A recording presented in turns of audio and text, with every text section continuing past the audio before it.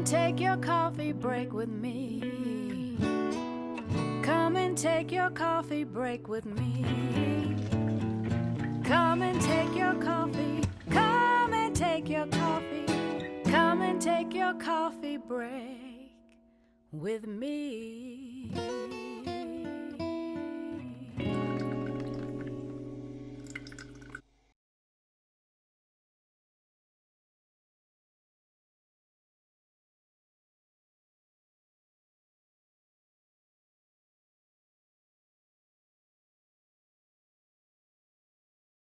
Hi, everyone. My name is Dr. Yulia Peniston, and I am actively practicing OB-GYN physician in the state of Missouri. I wanted to appreciate and thank Candace for inviting me and discuss a little bit about me, my journey, and where I am right now with my career. So just a little bit about me. I kind of have a maybe a little bit of an interesting background. I was born in Russia. I was 16 when I came to United States to basically for a better life. Um, but I remember and actually have pictures from going back to when I was maybe 8 years old or so of me dressing up as a physician and playing doctor. As long as I can remember myself, I wanted to be a doctor. Now I didn't know what kind of doctor, but I knew that I wanted to help people. So fast forward, we're in the United States. I didn't speak any English whatsoever when we came to the United States. And so it took me a little bit longer to achieve my goals. So fast forward, bachelor's, medical school, just because I knew that was my goal and I needed to achieve it. And then medical school was kind of interesting because I knew I wanted to be a doctor, but it was difficult to choose what kind of doctor because I wanted to be passionate about what I do, and I wanted to do my best because I definitely did not want to do anything um, halfway. I wanted to do it all the way. Of course. So I've done every single rotation that's known to mankind. I was trying to avoid the obstetrics and gynecology because I knew that the hours were pretty bad as far as being up in the middle of the night, delivering babies. So I've left it for last. And unfortunately, I hated everything else. So here I am. I finished my residency and just absolutely love women's healthcare. Um, I believe that we as women are in some way are unfortunate because we can have a lot of different cancers, unfortunately. And we could possibly get into that a little bit later. So preventative health is really, really, really important. I discussed that with all of my patients, really starting as early as 14, 15, whenever I can get a hold of them. Um, and I really do educate, of course, teenagers and of course my adolescents and older women about the importance of prevention. I tell a lot of my patients that breast, cervical, and colon cancer should not exist because we can screen for them. And there's a lot of different thoughts of women that are past childbearing age that they don't need to see a doctor because they're done having kids. Well, as a female health provider, it is my job to make sure that they understand that it is still really, really, really important to continue seeing a physician every single year because there's other things that could possibly go wrong with us. So and I just absolutely enjoy to be able to educate them, to be able to help them, to be able to sit with them and kind of discuss what they need to do, how they can help themselves. Because unfortunately, sometimes healthcare is not available in certain areas, or maybe not everybody has insurance. So it is really important for women to receive that education, that sometimes it is up to them to be able to, for example, breast exam, and I'm sure we'll get into that later. But as far as breast exam, I think it's really, really important to educate on breast exam. Um, and of course, I like delivering babies. Well, not like, I love delivering babies. That's probably my favorite part. Um, but once again, I really do love everything about my profession, and I do like that as a female, I am able to provide those services to my female patients. I don't mean to discriminate against any sexes, but unfortunately, well, maybe fortunately, but women feel more comfortable with women. And of course, being a physician and being a patient too, I've had babies, I had a C-section. So knowing all of that, I believe makes me a better physician. I can explain to my patients a little bit better as to what they're going through and what the surgery feels like. So I feel like being able to experience the things that my patients experience makes me a better physician in a way that I can relate to my patients a little bit better, and I can explain things that are sometimes normal, but patients might not know that, and that could scare them. So it's nice to be able to provide that for them. She does a very good job providing that. So tell us who you are. So I'm sorry. So let me introduce Michelle, if you don't mind, Michelle Sewell. I will probably let Michelle, because of HIPAA violation a little bit, since Michelle is my patient, I would like Michelle to actually tell her story.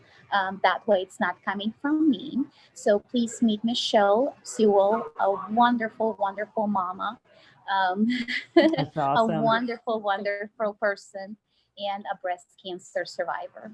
That's awesome. Thank you both for having me. Thank you for being here. Thank you. She is a wonderful doctor, wonderful person. And actually how we met, I was past having children. My boys were pre-teenage when we first met. And so what led me, my OB, which was in Kansas City, was near retirement. And I thought, I don't really need an OB anymore. Once a year, I'll go get checked out because there was cancer in my history in my family. And local will be nice, plus having a female. And so met her through just a traditional appointment. And then I ended up, I had actually, through self exams that I did once a month and still do, I found what I thought was a lump myself. And what I shouldn't have done, though, was I waited. I waited until my next annual appointment. And I didn't say anything. I thought, I'm just going to see if it's in my mind or if the doctor finds it. Well, it was kind of weird because her face, I read off of nonverbals. Her face told me she found something. She says, well, have you ever felt this? Well, it was on the opposite side of the side I had found. And I said, well, no, not that one. And so anyway, it went from there. She saw me through the process and we still visit now. I go to her regularly and very thankful. We're in a remote area. And so sometimes our healthcare trying to get the latest was hard. She called me, I think about a couple weeks later, we were waiting on a biopsy just to check on me to see how I was doing. And I said, well, I'm still waiting to hear when a biopsy is scheduled. She said, you haven't had a biopsy yet. Well, luckily within, I believe, 10, 15 minutes, she got me a biopsy scheduled, which when you're going through testing of any type, whether it's cancer or other diseases, can be nerve-wracking. And we were still carrying on life. So anyway, that helped to have that. And so went through the diagnosis process, found out it was positive, and then set a roadmap and got me with the right doctors to get to where I am today. And so, but I want to emphasize, had it not been for self-exams, And when you do a self-exam, if you think you remotely find anything, go at that point. I always tell people, had I possibly went when I found it, which was about 2.5 months prior to when I actually went for my regular annual checkup, then perhaps I wouldn't have had to have as many, radiation or chemo. So just go for self-mind, and and make sure you do your exams regularly. And one of the things that I also would like to emphasize is a lot of women I find, and we started with really girls for some reason, and I don't know if it may be a taboo subject, but a lot of women are almost embarrassed when you're talking to them about their breasts. So I really try really hard every single patient. And as I mentioned, I do start seeing patients as early as 14, 15. I do make sure that I tell my nurses to put them in a gown. And I do tell them, please make sure that they know they will be getting a breast exam. As they're getting a breast exam, I basically let them know how I do a breast exam. I teach them different ways of doing a breast exam. And I explain to them why the breast exam is so important. And I try to make it maybe a little fun in a way. I basically tell them that it's important just to know what your breasts feel like. Just like any part of your body, this is your body. You're responsible for your body. And it's really important to know every single little wrinkle, every single little bump. And of course, if you see something or feel something that wasn't there before, it's really important to bring it to our attention. So I really take that seriously. Breast cancer, in my opinion, it's pretty scary. The statistics alone are scary. 1 in 8 women will at some point be diagnosed with breast cancer. And in my mind, that's a very high number. We definitely need to do better educating our younger population about the breast exams. And I feel like we also need to do better in letting patients know that it is real, it can happen. And of course, if it happens to you, it's scary. And of course, Michelle can, of course, attest to that. And Michelle, I just wanted to let everybody know, this lady here is an amazing mom. We kind of talked a little bit about her treatments, and she scheduled every single one of her treatments around her boys' activities. But it's amazing how she, throughout all of this, never gave up. Always remained the best mom. Always made sure that she took care of her boys and was there for her boys, all of the sports, all of the activities. And of course, she just did everything she possibly could to be with them, make sure their life remained semi-normal as she could, and make sure that she was there for them as well.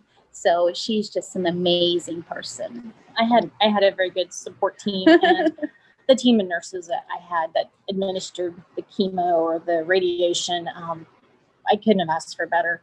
They literally, my youngest son went to, when school was out, when I was having treatments on Thursday afternoons, he went to treatment with me, every one of them. And I'd say, do you want to stop at the pool? How about you go swimming? And we're not talking a 30-minute deal, an all afternoon ordeal. And so he got to know the nurses. One of them her name was Diane, loved the Royals. And it was in 2015 was when I was diagnosed. I was 37 at the time. Oh my goodness. The Royals won the World Series that year. So they had a lot to talk about the 4 hours I was getting treatment. But as a mom, that was important. He was there cheering me on when I just didn't maybe feel the best or want to go into treatment and said, let's go to the ball game instead. He's like, nope, let's go do your treatment. Then we'll go to baseball. That was important to me. But the nurses, they interacted with him or my spouse and would say, hey, they might pull him out and say, here's what to expect. And so he knew how to better take care of me. And that's very important to, if you don't have a spouse, just to have someone there to keep you going or give you a couple of nibbles of whatever you can eat that day. and self-cares.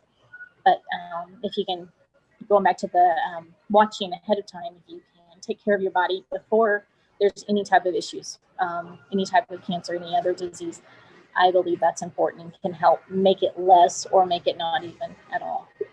That's where the self-care, and a lot of the times my thought is, as women, we tend to put it on the back burner and say, oh, when we get our kids raised, or when we get this taken care of, or when we get whatever is on our plate taken care of.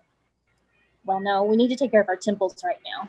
And there's no time like the present, and that means taking care of yourself. And it's kind of, women are looked down, oh, no, you shouldn't, self-care, take care. Yes, you should. Because if you don't take care of yourself, who's going to take care of everyone else? And it took having cancer for me to learn that. So I encourage women that I meet, and just like I was encouraged, stop, take a few moments for yourself. It's okay. And so that's just, if anything, watch out for yourself. And that's definitely one of the things that I always encourage my patients, because I hear a lot of excuses. Oh, my husband needed something, or my son needed something, or somebody needed something. And I tell them, look, if something happens to you, who is going to be there to help you? And you hit it right on the nail. Who we as women, and of course, this is something that we just do. We take so much upon us we got to take care of our husbands. We got to take care of our household. We got to take care of our kids, which is fine. But we also, self-care is extremely important. We also need to make sure that we take care of ourselves as well. Because I can guarantee you, your husband is not going to take you by your hand and take you to the OB-GYN's office. It's just not going to happen. So really, it's not? Well, maybe if you're pregnant, possibly. Yeah, but not for this stuff. Now, one of the other things that I wanted to mention, I know, Candace, you kind of were surprised a little bit about Michelle's age. Yes. And that's something else that I wanted to mention to women. The current recommendation, and this is based on ACOGs, which is American College of Obstetricians and Gynecologists, is that women who are low risk don't need to start mammograms until the age of 40. So had Michelle waited until she was 40, she wouldn't be here. So this is really, really, really, really important. As I mentioned, breast exams are really, really, really important. Now, medicine really has really advanced also in breast cancer. We do have breast clinics that can do genetic testing. Of course, we now know that some of the types of breast cancer are genetic. So also really, really important to know your history. So there is a possibility that the risk factors for breast cancer can be found a little bit earlier. And then, of course, you can make that decision whether you're going to do something, or maybe start getting tested earlier than 40, maybe start tested at 25. So that is definitely something that is really, really important to discuss with your physician as well. The earliest I have seen, another thing really, really quick, and hopefully I'm not going to get in trouble for saying this, but the earliest breast cancer patient I've seen was 22 years old. Oh my goodness. When she came to see me, actually, she was already post-treatment, and we just basically kind of discussed her diagnosis. And I could not believe, they unfortunately had to deliver her earlier. She was pregnant at the time of her diagnosis, and they unfortunately had to deliver her earlier because her diagnosis was so advanced, or her cancer was so advanced. I asked her, I said, how did this happen? Her answer was, well, I never did have a breast exam. No one ever told me that I needed to do it. And when I got pregnant, my physician thought I was too young for a breast exam. So just shows you that breast exam, and of course, pap smear, and things like that. So we really have to take care of ourselves. Something I learned, we're talking about women and self-care, but I had no idea when they did the BRCA, which is finding out the genetic test for cancer. Mine did come back negative, which is odd because there's a lot of cancer in my family, and they were shocked. They just figured it would come back positive, but it didn't. But something I learned, interesting, I have all sons, and men can get breast cancer just like females can. So if it does happen to go or not, encourage the men in your life to know their bodies just as equally.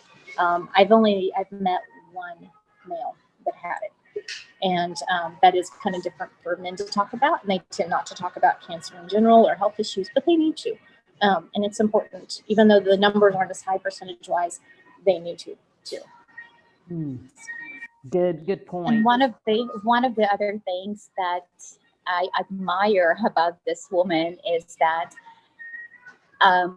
we all know, for us who are religious, that God uses bad for good sometimes, well, most of the time. So she's used bad, which is her breast cancer, and she turned it into good. She made it her passion to teach other women and girls, younger girls, females, anybody, and males, obviously, to know about breast cancer, to be aware of breast cancer, and to do the cell breast exams, and just to have a little bit more awareness of breast cancer. That's amazing. It really is. That is tremendous. Well, had I not had faith, and I'd seen God work before, but when you see science and statistics that are scary, and I had one doctor, not my doctor here, tell me 80% or 20% chance of survival. Well, I didn't like that statistic, and it scared me. But I had faith. I'm like, you know what? God's not done with me yet, and He's got my time and my date. It definitely grew me closer in my faith. I spent 7 weeks with the dog during radiation, and that was it. My family's my strength, and I realized that. I'm like, no, my Lord needs to be my strength. And so I learned several things as far as my faith throughout the whole process, and still am. But I don't know how I could have gotten through without it. It keeps mentally or spiritually. And I think that's one of the things also important to, and for those of us who read the Bible and know about God, it's important to understand that it's not anybody's fault. Don't be angry at God. God is there with us throughout the most difficult times. And that's really important to understand that. He's there with us, and he's the great physician. And I have to remind myself, remind me every single day that He is the great physician. I just have to make sure that He's present with me at all times, and He tells me what to do. And that definitely has helped me to be the way I am, because I feel like maybe that's my mission here, is to help women to get better, feel better, and understand self-care and prevent all of the badness that can possibly happen. Yeah, no, that's a very incredible. good aid. What? I'm sorry. What did you say? She's a very good aid. He uses her as a tool, both scientifically for medicine, but also spiritually. Awesome. And I'm very, very thankful. My mom actually is waiting a cancer diagnosis. She had a test this morning. Hers is a different type, possibly, and she'll find out tomorrow. But it's really neat how throughout the process of where I was in life, and then even Monday, I was just praying. I was alone in my kitchen, just praying aloud, and that's where I get my strength sometimes. There was a song, I had my music playing on my phone, and I hadn't heard it before, but it referenced I grow and I'm strongest on my knees. And so I'm like, that's my mom's song. So I said, okay, I had a song for every season throughout my cancer. And even now I've had, I think 3 biopsies since they've declared me. But those scans and biopsies are nerve-wracking. And it's funny how each time the Lord or a friend will share with me a song, maybe not even knowing I'm getting ready to go into a scan or a biopsy. And it's just perfect for that time. So anyway, I had to YouTube this and send the link to my mother. And I said, here's your song for this week. And we're believing either way, positive or negative. God's going to use her. And we kind of, when I went through it, and my mom helped instill this in me, everyone you meet want to be a light. And so maybe you might have a nurse or a doctor or another patient. You never know where they're at and what they're going through. So true. Wow, that's so powerful. Women survivors, maybe there may be someone students at survivors. Used to, I wasn't real open about my health, and had it not been for survivors giving me tips or telling me how to do stuff, or reaching out to my husband saying, hey, here's how you can help her, it wouldn't have worked as well. I had a best friend, she, after every treatment, I had dinner. And even if I didn't feel like eating, my family had dinner taken care of. So there's no way we could have done it on our own. She was there. She might just send me a text, hey, praying for you today, because she knew that usually about 3 days after the particular treatment I had, it was going to be a rough day.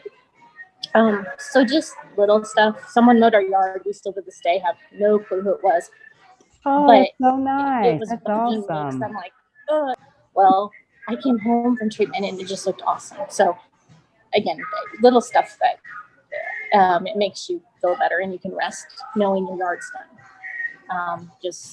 People taught me the type of person I want to be and be able to reach out and do that in return. One of the things, Michelle, if you don't mind, we talked a little bit about it, and I hope you can maybe open up. I know, Candace, you didn't even mention that, but I think it's extremely important. Would you be able to open up a little bit about maybe self-image after something like that happens to you? I think as women in general, we tend to value self-image maybe more so. I had always been pretty, what I thought is low maintenance compared to most women. On the weekends, I'd wear a ball hat and just put my hair in a ponytail. And I thought, oh, well, I'm going to lose my hair. No big deal. Throughout cancer, I remember one time I felt like I was literally a sheet of paper with 2 black dots for my eyes. I had lost my eyebrows, eyelashes, no hair. The perk of that was it happened to be through the summertime, the bulk of chemo. I didn't have to shave my legs. So I tried to think, okay, yes, I don't have to shave my legs. That's time, I can rest. But it does affect your self-image. And for someone that had never been obsessed with it or worried too much, that wasn't on my high priority, it suddenly became, okay, I need to somehow fix this. It still does, I'm looking at my rough nails right now. I lost some fingernails, and that's it can hurt a little bit, but there are so many ways to help stuff like that. Ice packs can help with that. And I don't know if you've watched I watched my grandmother go through cancer twice, and then she lost her second battle. Now with the medicines for side effects, they're nothing like what they used to be. So if it's been a while that you helped a loved one, there's so many aids to help make it better. As far as self-image, our local hospital, there was a lady, she doesn't do it anymore, but her name was Annie. And I used to say, I'm like, okay, I'm Humpty Dumpty, and she just put me back together again. And there would be times when no one else would know I was just really out my low and out my bottom, but Annie would. And I could talk to her, and whether I just needed to cry and there was no judgment placed, and she would let her put me back together.